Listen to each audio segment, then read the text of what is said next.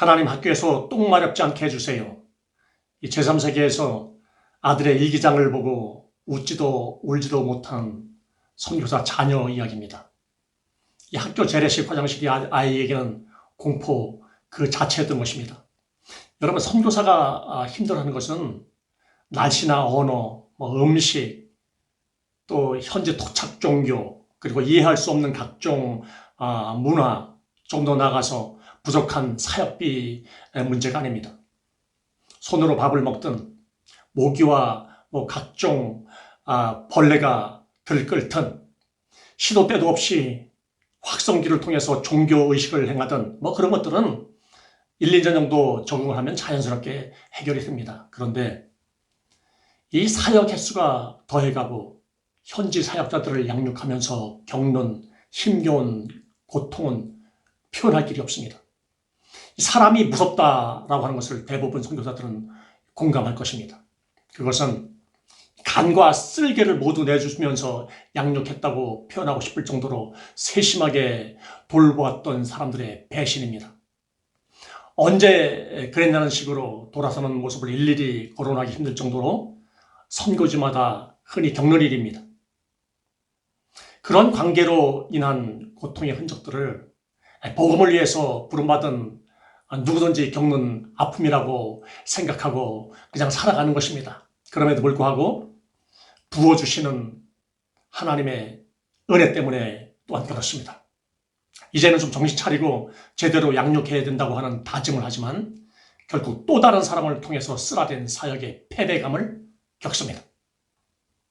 이 대부분의 선교사가 경험했다고 해도 과장이 아니라고 할 정도로 관계 문제로 갈등을 겪는 피로감은 이루 말할 수가 없습니다.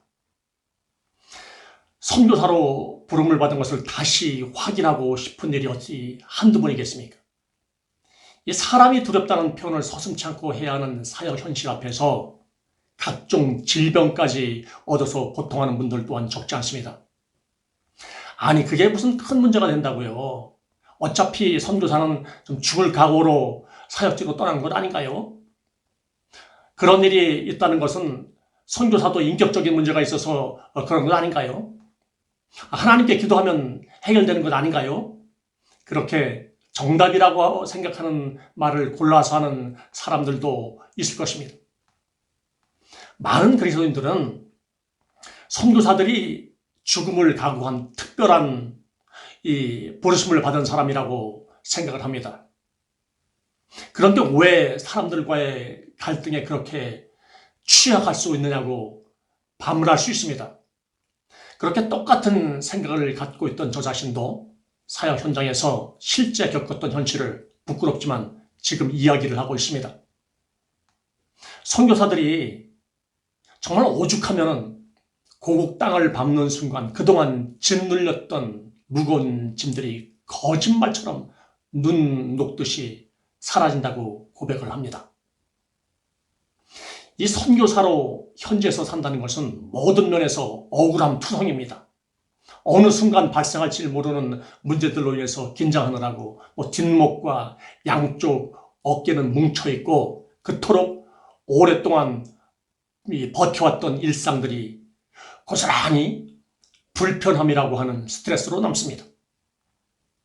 물론 이 대다수 선교지에서 남들이 알지 못하는 감동의 스토리도 풍성합니다.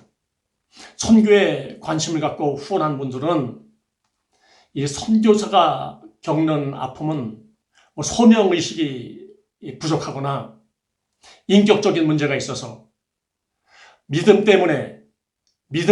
문제 때문에 겪는 것이라고 그렇게 생각해서는 안 됩니다.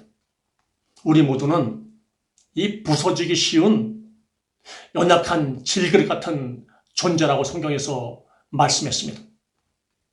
이 수많은 사람들과 함께 해야 되는 사역 현장에서 여러 가지 이 복합적인 이 사안 때문에 과도한 스트레스에 노출될 수밖에 없습니다. 어찌 보면은 모든 사람들에게 자연스럽게 나타나는 현상입니다.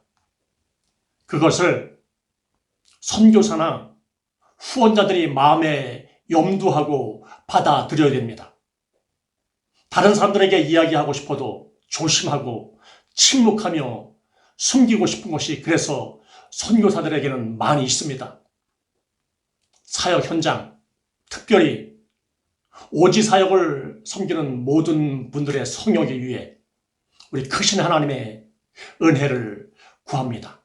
그리고 이 부모에 의해서 낯선 이웃 땅에서 자신들의 정체성 문제로 고민하는 자녀들에게 용기를 내라고, 힘을 내라고, 기죽지 말라고, 하나님께서 함께 하신다고 이렇게 말로밖에 할 수 없어서 미안합니다.